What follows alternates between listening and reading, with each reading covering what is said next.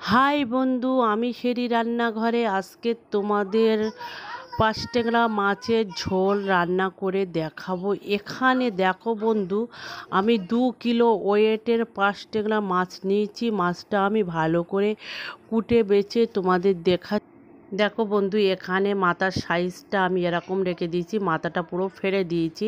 আর পিসগুলো একটু আমি ছোট ছোট রেখেছি। মাছের ঝোলটা কীভাবে করছি সেটা তোমাদের আমি এখন দেখিয়ে দেবো। তার আগে আমি এখানে মাছে কিছু লবণ হলুদটা দিয়ে মাখিয়ে 10 মিনিট রেখে দেবো। দেখো এখানে আমি লবণটা দিয়ে দিচ্ছি। এখানে আমি কিছুটা হলুদ ছড়িয়ে দিচ্ছি। হলুদের ভাগটা একটু কমিয়ে রাখতে হবে। যখনই তোমরা মাছগুলোকে যে কোনো জিনিস ভাজবেন তখন একটু হলুদটা কম রাখবেন, তাহলে হালকা যদি পুড়েও যায় তাহলে বেশি তেতো লাগবে না আর খেতে ভালো হবে। দেখো এখানে আমি চাটুইতে তেল দিয়ে ভালো করে তেলটা গরম করে নিয়েছি। এক এক করে মাছগুলো দিয়ে আমি ভেজে নেব।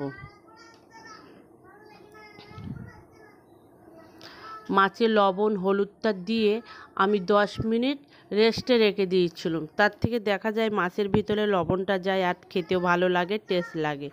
এখানে আমি এক এক করে মাছগুলো দিয়ে দিচ্ছি। এটা আমি উল্টে পাল্টে ভেজে নেব। এখানে দেখো আমি চাটুইটা ঘুরিয়ে ঘুরিয়ে সব মাছের গায়ে তেলটা দিয়ে ভালো করে এখানে ভেজে নেব। দেখো তোমরা বুঝতেই পারছো আমি চাটুইটা কীরকম করে ঘুরিয়ে ঘুরিয়ে দিচ্ছি, যেন মাছটা সবটাই তেল লাগে আর ভাজাটা খুব সুন্দর হয়, তাহলে খেতে ভালো লাগবে। দেখো আমার এখানে মাছ ভাজাগুলো হয়ে যাচ্ছে, আমি এক এক করে উল্টে দিচ্ছি।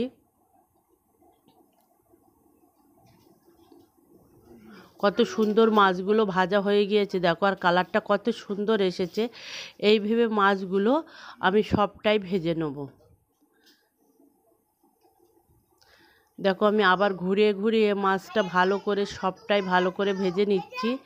এখন আমার মাছগুলো ভালো করে ভাজা হয়ে গিয়েছে। এখন আমি এক এক করে তুলে রেখে দিচ্ছি।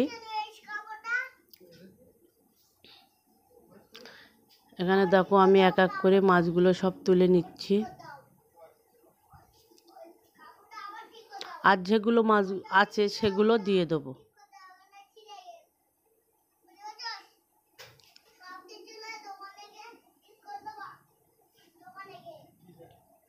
যে মাছগুলো ছিল সেই মাছগুলো আমি ভেজে নিচ্ছি।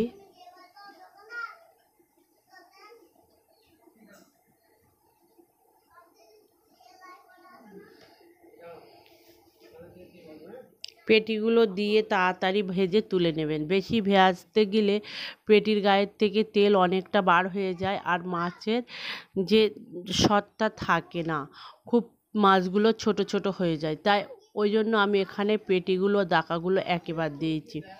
আমার মাছগুলো সব ভাজা হয়ে গিয়েছে। এখন আমি কড়াই কিছুটা সাদা তেল দিয়ে দিচ্ছি। তেলটা একটু গরম হলে এখানে আমি কিছুটা পেঁয়াজ কেটে দিয়ে দিচ্ছি।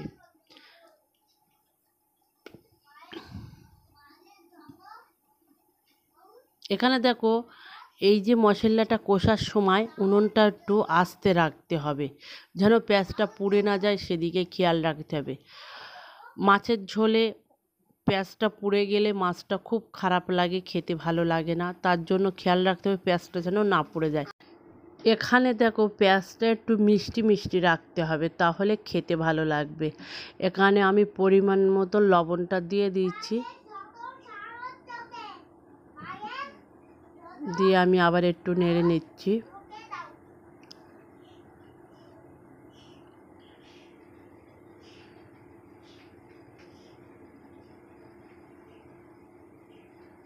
এখানে আমি একটু আদা বাটা আর রসুন বাটাটা দিয়ে দিচ্ছি। দিয়ে আবার একটু ভালো করে ভেজে নিচ্ছি।